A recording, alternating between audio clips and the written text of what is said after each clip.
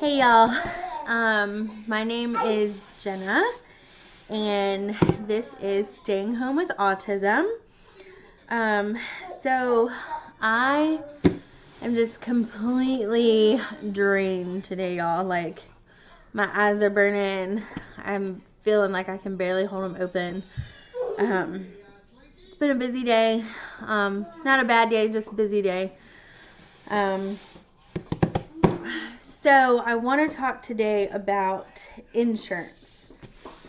So where to start?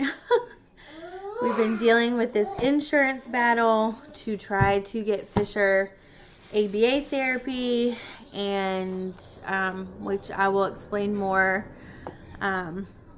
further along in the clip.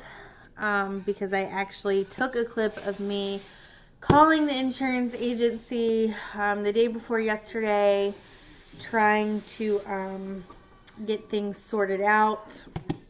And long story short, we are not able to get Fisher ABA therapy unless he receives the DD waiver, which has a very long waiting list. So today we got up, we took Big Brother to school. If you haven't watched before, I also have besides my 3-year-old Fisher, who was diagnosed with autism about a year and a half ago, I also have a 5-year-old son, Lucas, who is not on the spectrum. So we took Big Brother to school this morning. Morning started out regular routine, took him to school. Then we had to drive an hour into feeding therapy because we live out in the country. So it takes forever to get anywhere that's not right here in our county. So we drove an hour into feeding therapy. Feeding therapy went great. I have some other videos that I have already posted if you want to search for those about feeding therapy. We just started that I think it's 7 weeks now. But it took us almost a year and a half to actually get started. The whole process of getting him into the feeding therapy program took about a year and a half. To waiting for the appointments and the assessments, and then he was on a waiting list, and so he just got off the waiting list and started his regular therapy appointment 7 weeks ago. But it went really well today. They are very happy with how he's progressing. I'm happy with how it's going so far. We haven't tried anything like super difficult yet because it's a very long process and we just have to take it one little step at a time. But very happy so far. And his feeding therapist, and there's a child psychologist that sits in on the appointment, and Fisher and I both really like them so far. Careful. Fisher's over on the trampoline.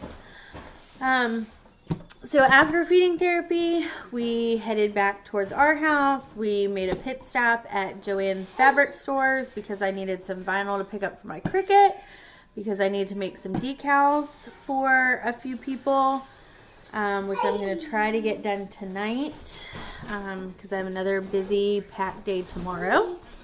After Joann's, we came home. We had about an hour and a half, which was downtime for Fisher, but not for Mama, because I tried to grab something to eat real quick because I hadn't had a chance to eat yet all day. So I tried to grab a quick lunch. Fisher pooped, so we had to change his diaper. Before that, he had ran through the yard when we got home, and I brought him in and realized his shoes and his pants were covered in mud. So I changed his pants. I had to wash his shoes. Then I ate lunch. He had the poop diaper, so I had to change him again. And then I was trying to get ready to take him to his assessment appointment that he had this afternoon for the DD waiver that I mentioned earlier. So in order to apply for the DD waiver, you have to set up an appointment for an assessment. And so we had to go in at 2 o'clock and spend the first 30 minutes signing paperwork, and you have to give them proof of insurance if you have it, an ID, and all those types of things. And then the second half of the appointment is when somebody actually comes down to get you for the assessment. So the assessment is not necessarily what you might think it would be. It's not, for this anyway, for the waiver. It's not like they put him in a room and somebody's trying to interact with him and they're assessing how he responds and things like that. That's not how this assessment is. It's mostly talking to me because of his age, because he's only 3. For the DD waiver, you can apply, the assessment goes up through the age of 18. So it's mostly asking me questions while he just kind of runs around the room and does his own thing about his development, and there's different categories, and for his age he has to meet, I don't know if I'm 100% correct on this, I want to say 3 out of the 6 categories. If he was older, there would have been more categories, but because he's a lot younger, some of those categories don't apply to him at this age. So anyway, asking questions, different categories that include communication. Does he have any self-injurious behaviors or aggressive behaviors towards others? Self and wellness. Is he able to clothe himself, brush his own teeth, go to the bathroom? Is he potty trained? Questions like that, things that you do to take care of yourself on a regular daily basis. Focusing on tasks. Can he spend more than 5 minutes focusing on one task? I don't remember what else. But those were kind of like the big categories. So that's most of them. That was probably 4 or 5 categories out of the 6. And he did meet criteria, which I knew he would. And so that assessment took about 30 to 35 minutes. Which if you're older, it takes longer because you have to go over more categories. But because he's young, it didn't take very long. So he did meet criteria, so now they will submit his information, and then there's paperwork that I'm supposed to get in the next week or 2 that I will have to sign and return, and then at some point in the next year, we will be contacted to let us know where he is on the waiting list. Yes, in the next year. Not by the end of this week, not by the end of the month, sometime in the next year. The waiting list is very long in our state, and by long I mean thousands, and it's all based on priority and who needs it most, not in the order that people have applied. So we've already been informed, and we already knew ahead of time it could take years for him to actually get off the waiting list to receive this waiver, to be able to get these services that he needs. Like I said, specifically, we're trying to get the ABA service. She did tell me today, though, which I didn't know, that there is a bill currently in the House right now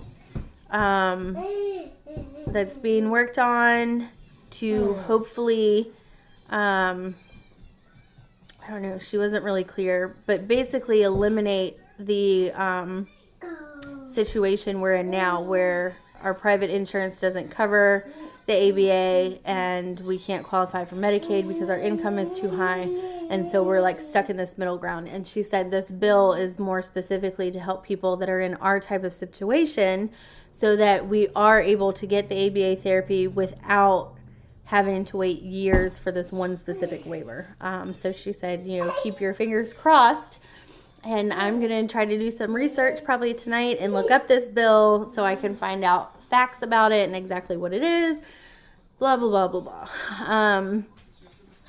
So fingers crossed for that. That gave me a little bit of hope today that maybe we won't have to wait so long. And my mom picked up Lucas from school for me today, and they're actually pulling in the driveway right now. So that's all I wanted to say about that, and I will attach the clip of me actually talking to the insurance company a couple days ago, so you can kind of see how that all unfolded and what the whole story is behind this whole situation.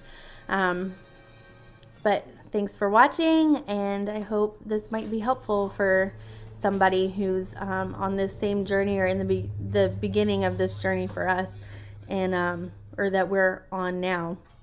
And yeah, and thanks for watching.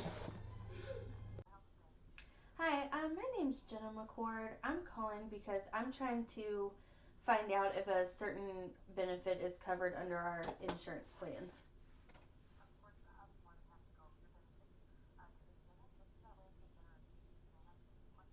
Sure. ABA therapy. Okay. That's okay. We're just trying to figure out what's going on between y'all and my husband's company, because he started working there a little over a year ago, and so we signed up for one insurance plan and then found out the ABA wasn't covered. But then Human Resources at his company told him last spring that the company picked up ABA coverage January 1st, 2019, but we had to call the insurance to see if it was covered under the plan we had chose, and it wasn't. So we were told we had to switch to the other plan during open enrollment in October to get the coverage, because there was only 2 plans, and we did that, and now we're being told it's still not covered.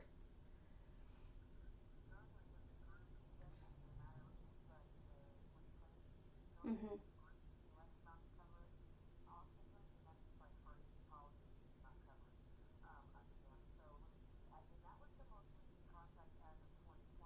Okay.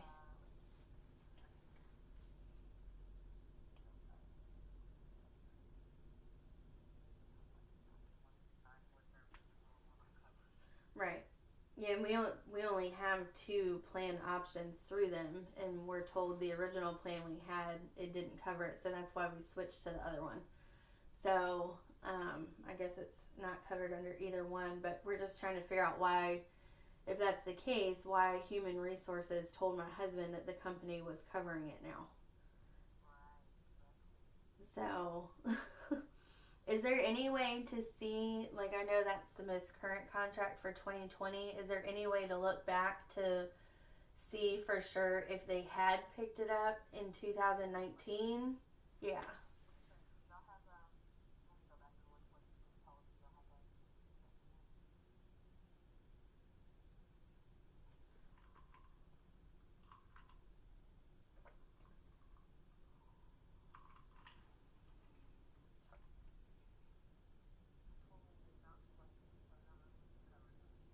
Okay.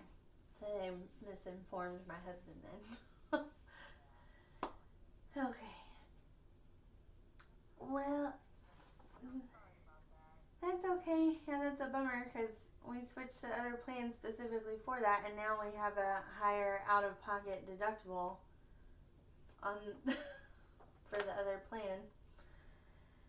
So, okay. Well, thank you so much for your help. I really appreciate it. That's okay. Yeah, we'll see. I hope so.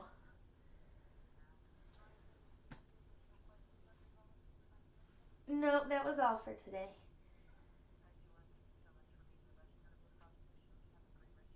Thank you. You too. Bye.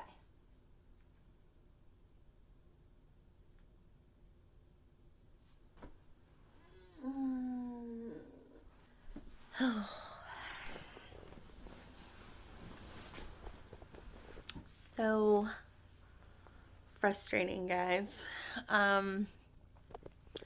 Okay, so as you could see, I just got off the phone with the insurance company, and just to give you some background of what's going on, we are trying to get a specific therapy covered for Fisher, which is ABA therapy,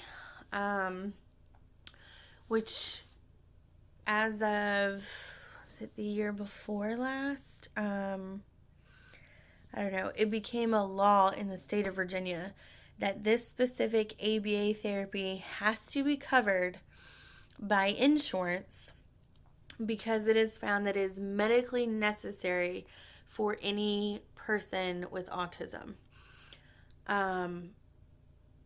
And so to our surprise, Luke had started a new job, or was getting ready to start a new job, a little over a year ago. And we assumed that once we signed up for our insurance through his new job, that ABA was going to be covered because it was the law. But then, come to find out, it was not covered.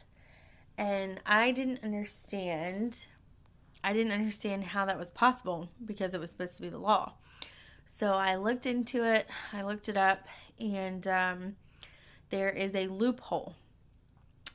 Companies with 50 employees or less, so small businesses, are exempt from the law, and companies who have self-funding insurance, which it says is usually larger companies, are also exempt. They can choose if they want to cover it or not. And the company my husband works for is self-funding and had elected not to cover the ABA therapy. So that was very disappointing. And our income is too high to qualify for Medicaid. And so the only other option is to apply for a specific Medicaid waiver to get the ABA therapy. But then my husband went to talk to someone in his company last spring and was told that the company had picked up covering ABA therapy January 1st, 2019, but we had to call insurance to find out if it was covered under the plan that we had already signed up for, that we were already enrolled in. And so we called and we were told no, it's not covered, and there's only 2 plan options. So our assumption was, well, then if the company is covering it, but it's not covered under this plan, then it has to be covered under the other plan. And so we had to wait for open enrollment because, of course, you can't change insurance's plans unless it's during the open enrollment period. So we had to wait until this past October. And so we switched to the other plan during open enrollment. And then I went and contacted some ABA centers right after January 1st because the new insurance was supposed to go into effect January 1st. And when they pulled up our insurance, they told us ABA is not covered. So that's why I was calling the insurance company today to find out, make sure that's right, because we were told the company picked it up last year. And so what she has just told me, the woman I just talked to is the representative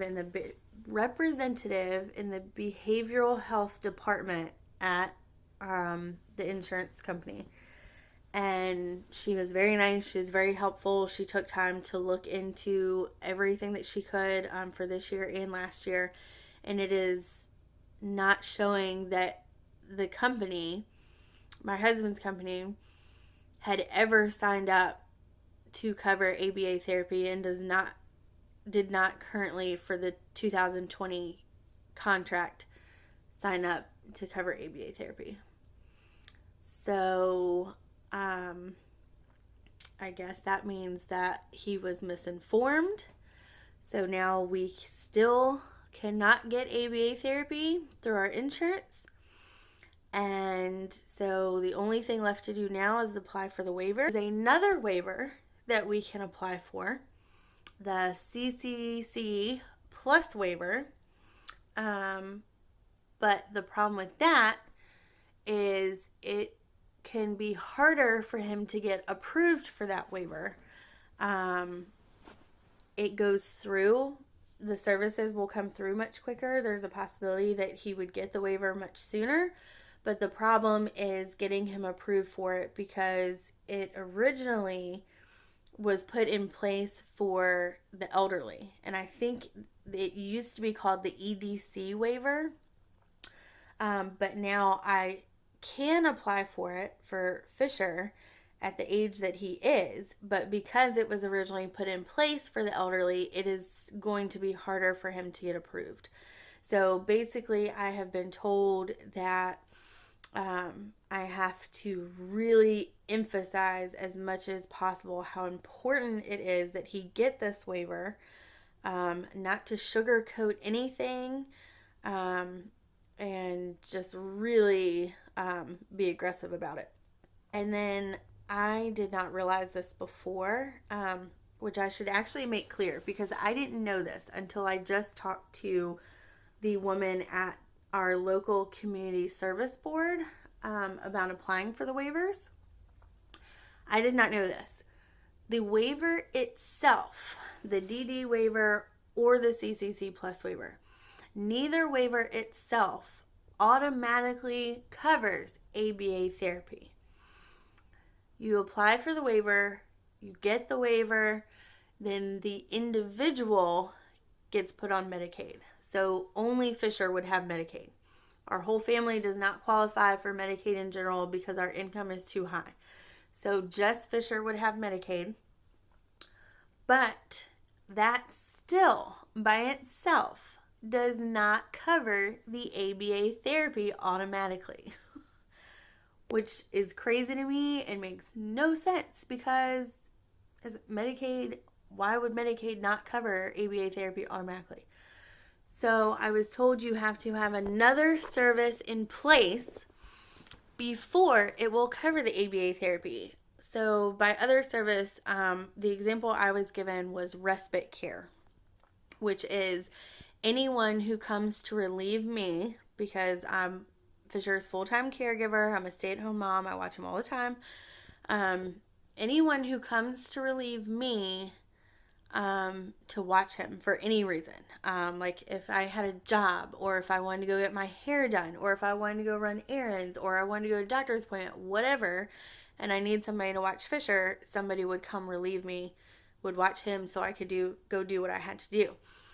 So I have to have a service like that in place before he can get the ABA therapy, which makes no sense to me because we don't need respite care.